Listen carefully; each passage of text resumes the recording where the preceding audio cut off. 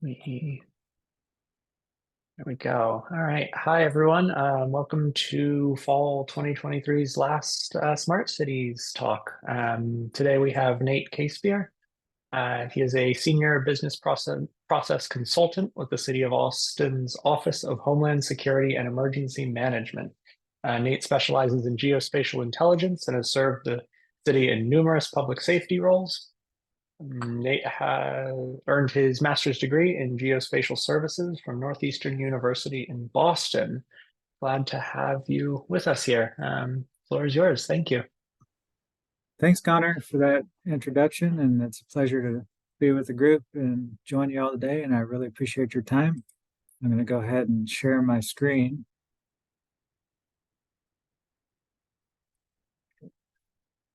Okay, Connor, can you let me know if you're seeing that all right? All right. Oh, yep, looks great. Okay, so the topic of my discussion today is called Community Evacuation Planning in Austin and Travis County, and particularly the spatial applications that I have employed on behalf of public safety response, particularly for response and emergency management. So as Connor mentioned, I was with the fire department for most of my career here in the city of Austin, and I've recently transitioned to the Office of Homeland Security and Emergency Management. And fortunately, I've been able to take a lot of my work with me because there's a lot of overlap there, as you can imagine. And so I had some really exciting projects going on that are led by the fire department, but I'm able to start to integrate those into interagency response models through my work at Homeland Security and Emergency Management.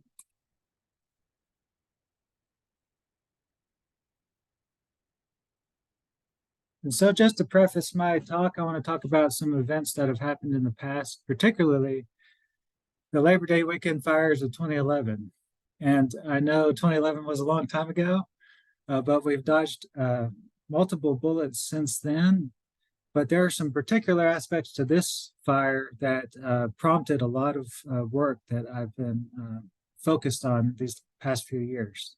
So in 2011, there was a fire in the neighborhood of Steiner Ranch, which is just west of the city of Austin. This is a picture of it.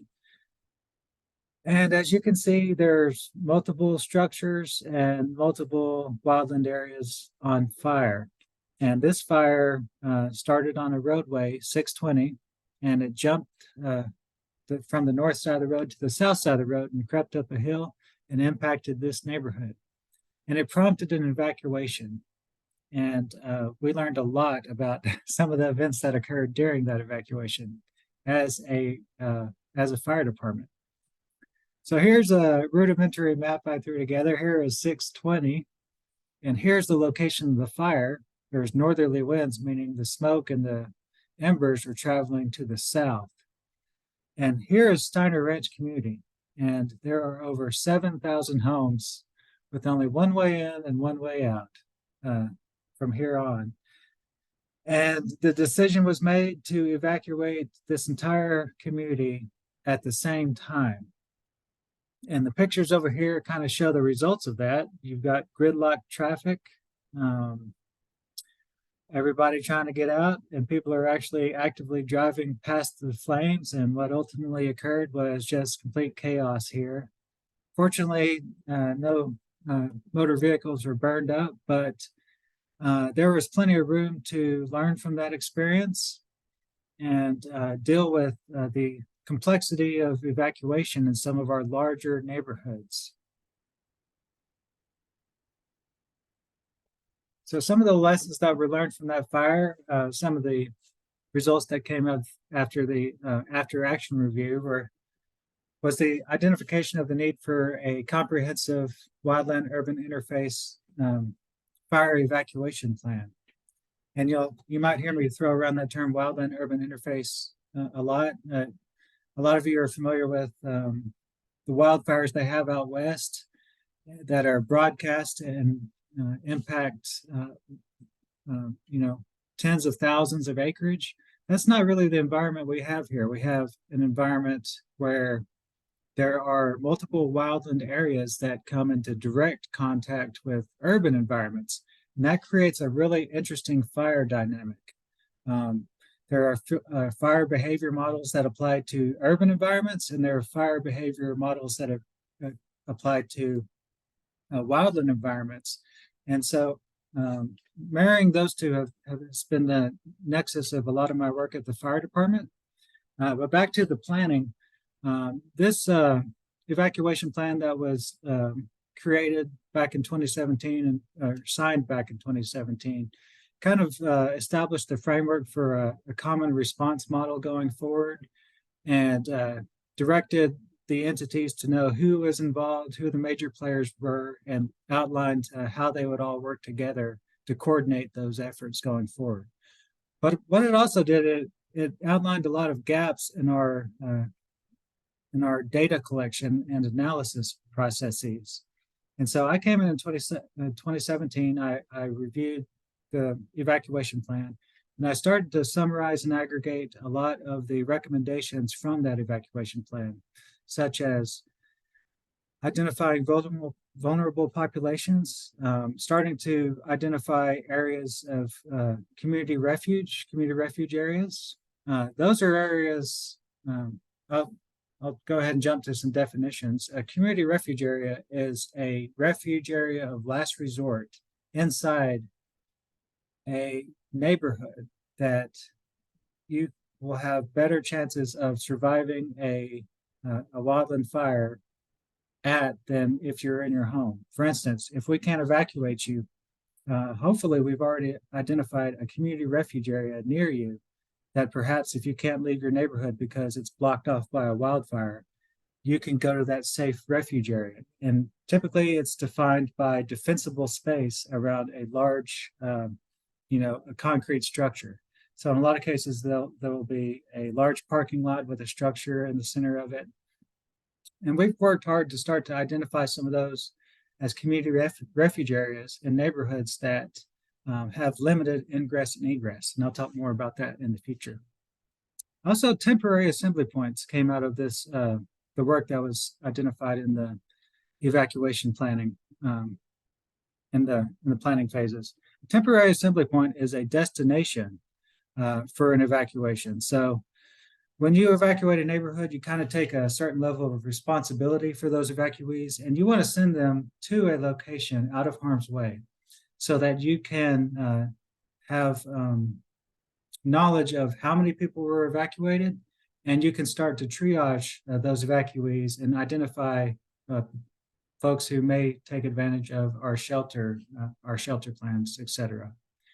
Also, as you may have noticed over the past few years, critical infrastructure, identifying where it is and what its key weaknesses are is crucial during the types of hazards that we can plan for in the future, and start to secure some of that sensitive data from our partners in the utilities, particularly Austin Energy, Austin Water, and some of the water treatment plants that maintain continuity of services, identifying where those are and keeping them in a comprehensive data set that our first responders can access is critical going forward. Also, the need for evacuation modeling. We all know traffic is real bad here, but how do you define that? How do you identify areas of key concern? We partnered with Travis County and the University of Texas at Austin Center for Transportation Research. I'm sure a lot of you know Ken over there, Ken Perrine.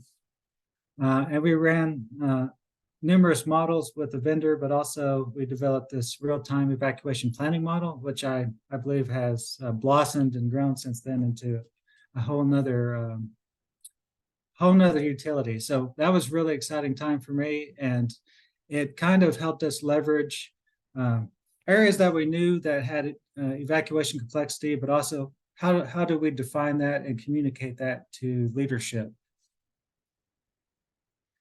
But some of my own work within GIS focused on network analysis. And so I was able to leverage data inside a GIS framework to identify all the communities within Austin and Travis County that have only one way in and one way out. And so if you look at this is from Jester neighborhood, which is in Northwest Austin. There are over 400 homes here that completely surrounded by wildland areas that have only one way in and one way out. And I was really shocked by the number of communities that meet that criteria. And in fact, there are over 331 of them in Austin and Travis County. So we work diligently to identify those and prioritize those in our evacuation planning efforts. Additionally, we started to identify areas where what we call wildfire choke points, where there may be two ways out of a community, but both of them are in high wildfire risk areas where the road network comes into immediate contact with hazardous fuels or brush or trees that are particularly vulnerable. And so running some network analysis using those cutoff points and identifying the second best option to evacuate a neighborhood was critical to our prioritization of some of these areas, particularly in West Austin, but not limited to West Austin, also, as you can see from this map, also in East Austin. And as a GIS, and I studied remote sensing in school, I'm particularly thankful for the wide array of data that we have here in Austin and Travis County. We get regular 6 centimeter resolution data for all of Austin and Travis County. When I need more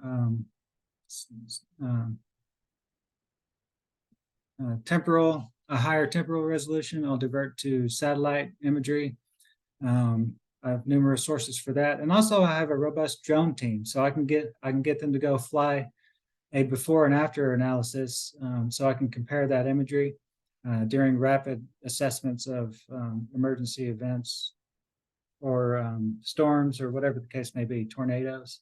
And so I'm very thankful to have access to a lot of data that guides some of the analysis that I've worked on. But I also refer to national data sets. Here's some exposure data. This is particular to wildfire. And it shows Austin and Travis County here. And you can zoom in down to about, the spatial resolution is at 5 meters now. It used to be 30 meters. So they're getting better, but because I have such good data here in Austin, Travis County, I can revert to vector data, which is not pixelated at all. I know exactly where the exposure is. I know exactly where the structures are and where the wildlands are. And so we've mapped this to a very high degree and made that data available to the public. And we've used some pretty novel methodologies in our approach to quantifying and classifying wildfire risk here. We incorporate all of our structures, which we update on a 2-year basis. And then we make that data publicly available for people to see, where the wildlands are, how close their home is to it. And we incorporate that into a more holistic wildfire risk model. And I should mention that although most of my talk is about particular wildfire risk, some of the tools that we're creating is meant to be all hazards, from an all hazards approach. I just talk about things from wildfire because that's like my happy place. So bear with me. But just a few stats about our conditions here in Austin and Travis County. 49% of the structures in Austin are considered in the wildland urban interface. And that's based off of this criteria.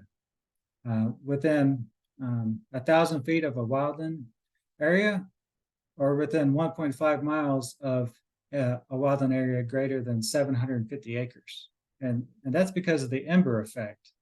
And I won't get too far into that because that's not the focus of my talk, but if you have questions about that, I'm gonna try to save some time at the end to answer those questions. And 65% of the structures in Travis County as of 2021 are considered WUI. And so you might see a bright pink line, a bright green line here. I've mapped the actual interface itself within Austin. And so I can kind of quantify that. And there's 647 miles of that interface line in the city of Austin, And so you kind of think of it as a surface area, right? The more surface area you have, the more potential there is for ignitions in that critical zone between wildlands and an urban environment. Structure density, we've mapped that to a high degree. And urban fires, structure density plays a huge role in the number of homes that you're going to lose or could lose, and the fire dynamics and the response model and capabilities of the responding fire department.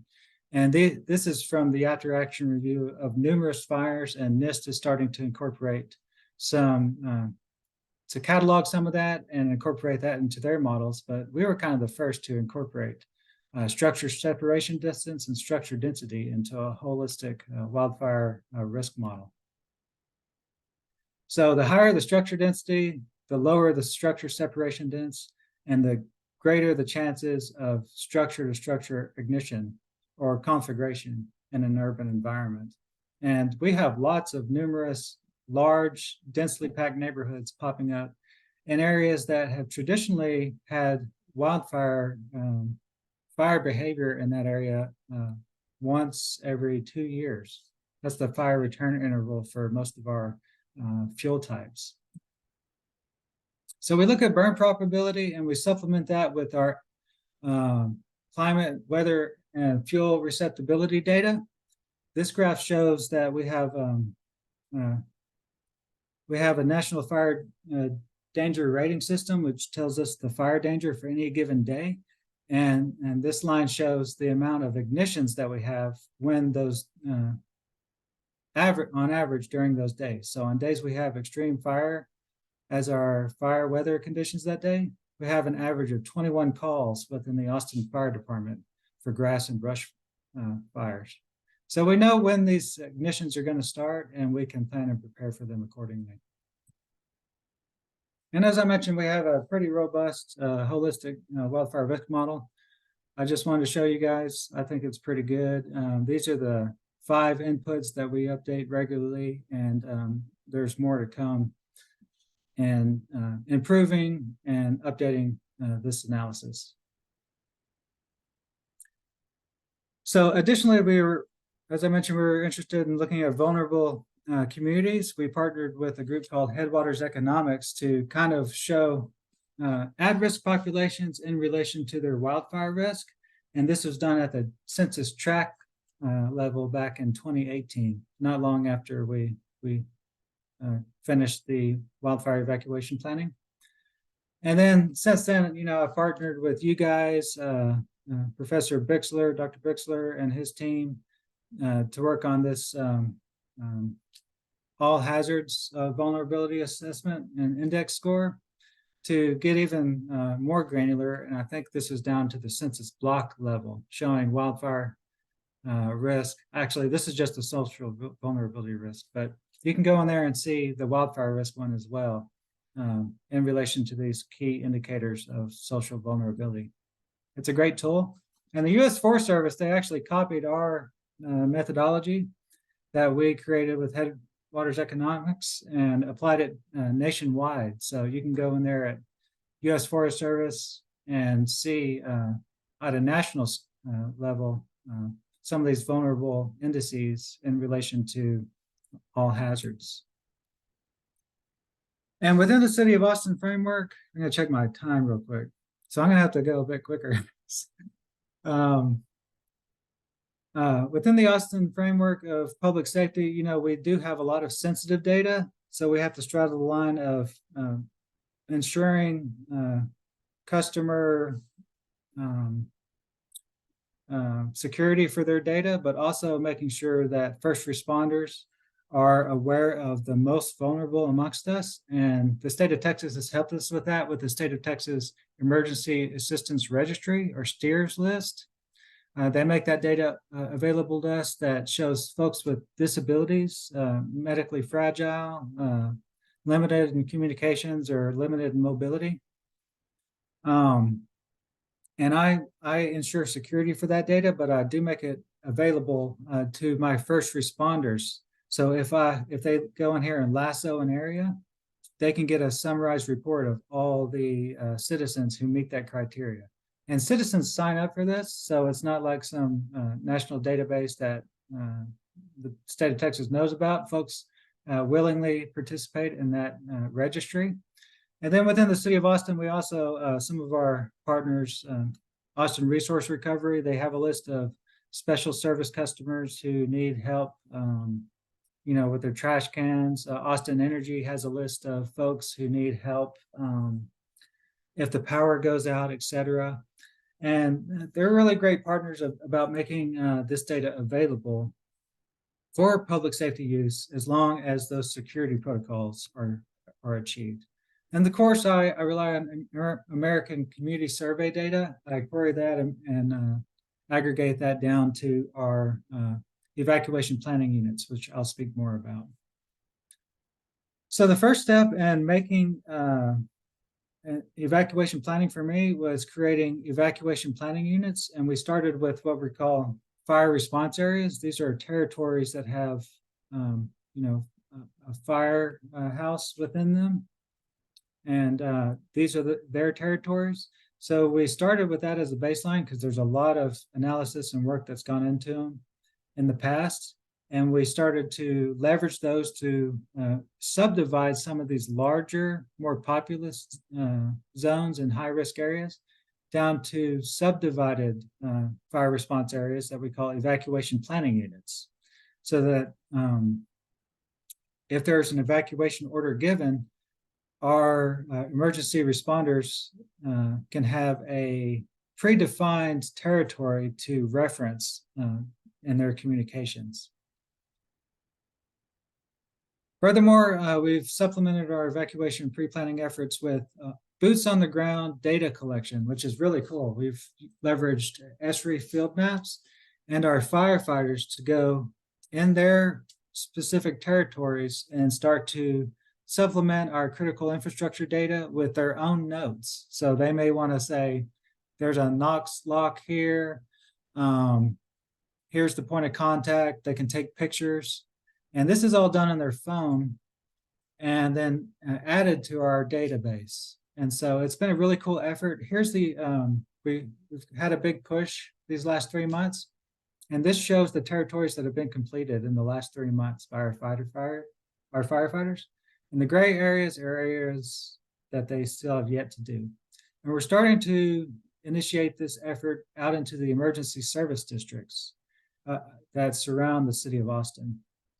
And so in addition to critical infrastructure, they're collecting other points of interest, camps of persons experiencing homelessness, particular hazards they encounter, other types of access points and campgrounds. They're making contact with all of our populations, such as nursing homes, schools, and daycares. They're getting capacity of the building. They're collecting special needs data, and they're gathering that population data that can feed our database so that when we create a all hazards situational awareness platform, all that data can be ingested and made available to public safety response.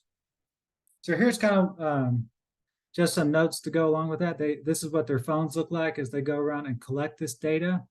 It allows them to make contact with the citizens, and it's been a really great effort that's been going on these past few months.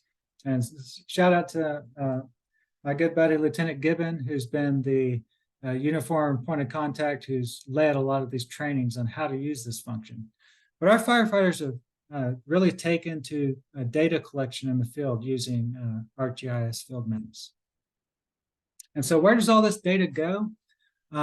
We have box maps or territory maps that we've started to subdivide down into those evacuation planning units. As you can see, the box name here is 3908. Now we've got 3908A, B, C, etc. And so you no longer have to evacuate 1,600 homes. You can evacuate, 50 homes or 200 homes. So you're not putting all that tax onto the road infrastructure that you used to.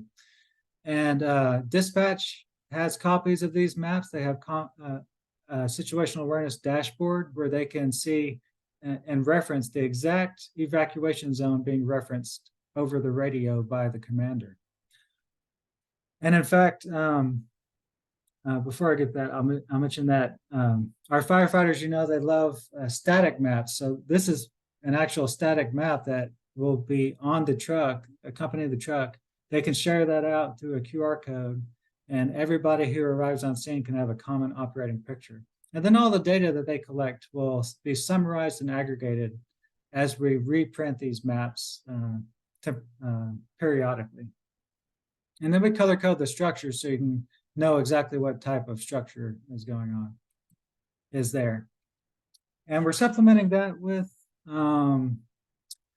a public facing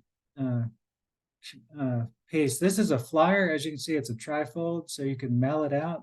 This would go to the Jester Estates neighborhood, and it would allow them to start to plan and have their own evacuation plan. So we've said, know your evacuation routes so that they can get familiar with the naming terminology that we've used for their neighborhood.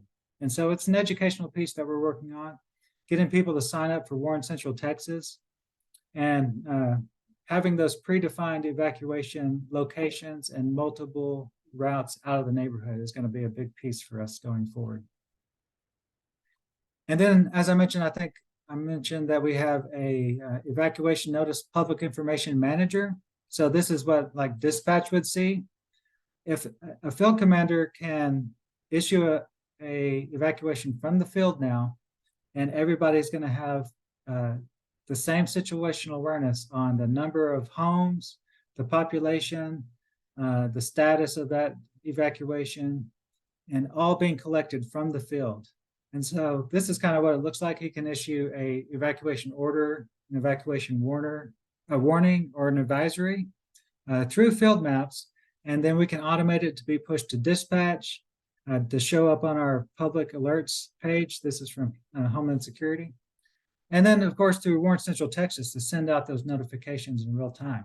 And I want to get to the point where I can already have a map aggregated when an evacuation is established through this framework, but I want to push out that map along with the evacuation notice through Warren Central Texas, but I'm not there yet. And so when we evacuate a community, we leverage this evacuee check-in form at the temporary assembly point, so we can start to get a sense of the numbers of evacuees there are. A lot of these fires out west, the number of evacuees could be from 50 to 5,000. And so you hear on the news, 5,000 people are unaccounted for. Well, they're unaccounted for because there wasn't a framework to collect who actually evacuated and where they are. So we're going to solve that by having an evacuation check-in form that feeds a dashboard in real time. And so that's a benefit of using this temporary assembly point model is accountability for the evacuees, and they don't have to, sit in a hotel by their phones. They can congregate in a central place and wait for further information. And in the future, they'll get real-time information on their homes as firefighters triage the neighborhood. But as I mentioned, we're aggregating all this data that we've collected over the years into a holistic situational awareness platform. This isn't it. This is what we currently have. But that is currently in the stages of being built right now. We just finished an RFP, and it's a very exciting time for us, and there's much more to come. But I'm going to leave it at that and answer any questions that you might have about our efforts. Thank you so much. Thank you, Nate. Really interesting and great to see the tech being more implemented on the sort of like post-evacuation side as well as the pre-planning. Absolutely. I just had a quick question. I wanted to sort of, when you were mentioning the emergency assistance registry, you sort of touched on like data privacy. And I think that's a sort of common thing that we often think about in this lab, because more data you have, generally folks like us, we're trying to do things, for public good. But there really is a give and take there between sort of like privacy and data collection and confidentiality. Can you talk a little bit about that tension as you see it? Absolutely. And that's been something that has been particularly of interest to me. And we're very fortunate in the city of Austin to have an office, information security office, who's helping me navigate some of those hurdles. And interagency sharing of data was a real hurdle for us as recently as 3 or 4 years ago. But as a workaround, we established a ArcGIS Hub Premium, which is an extra enterprise database that allows me to have direct control over who sees what view of the data. And so I have multiple views of the same data set based on your level of access. And there are steps that you have to take to achieve that level of access. But now I can share data through with multiple agencies rapidly by having complete control over that ArcGIS Hub framework. And so it's been a real benefit for me. And as I start to establish protocols that ensure fidelity and security over our partners' data, they've been more amenable to sharing some of that data with public safety. We are looking at getting a public safety server to future-proof some of the data that we're starting to collect within public safety. And that'll really help us ensure security going forward. Thank you.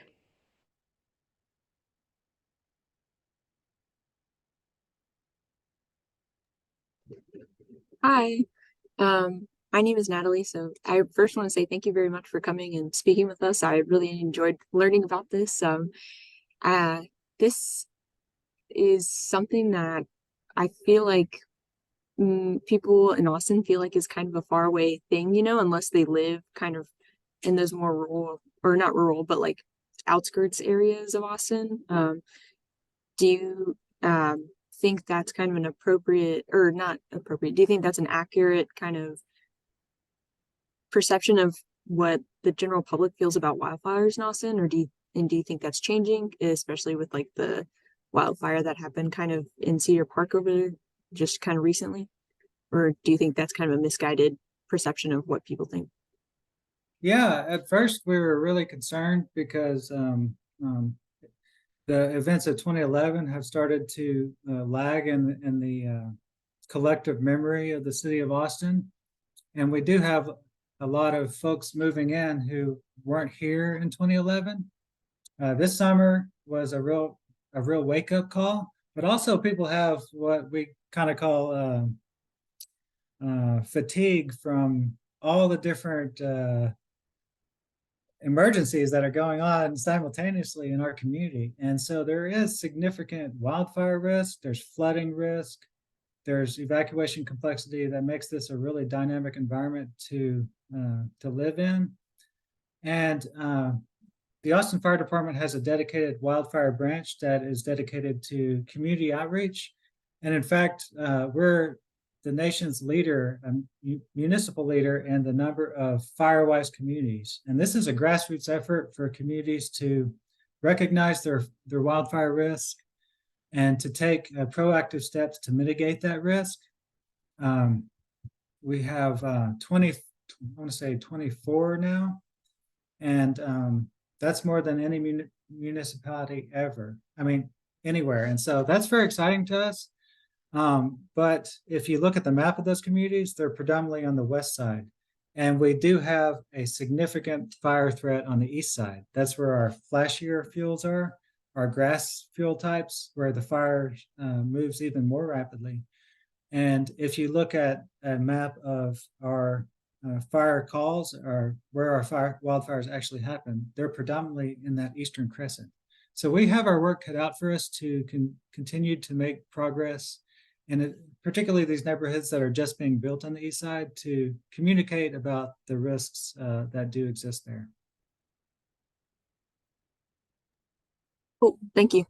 I have another follow-up question. So, do you think, as far as scaling goes, do you think like the county level is a good scale, or do you think that we should maybe be looking at larger or smaller scales? Like, should we have a general central Texas, like inclement extreme weather event plan, or do you think like that's too big of a scale? Or I don't know, what are your thoughts on that?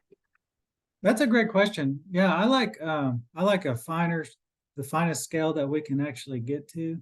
And that puts a lot of impetus on the neighborhoods themselves to get involved. And we try to work with the schools to get information out through some of the elementary schools, and then work with the HOAs. But we're very fortunate beyond at the community level. We're very fortunate to have good relationships with our stakeholders in Austin and Travis County, the Council of Governments that exists here, and the other fire departments to work on some of those together. And that's what some of my work at Homeland Security Emergency Management focuses on. There's CAPCOG, the Capital Area Council of Governments, that helps us oversee and manage some of those larger plans. I don't foresee very many instances where you would initiate a county-wide evacuation, and so getting more strategic and focusing down into as granular as you can get is really my focus. Cool, thank you. Thanks, Natalie.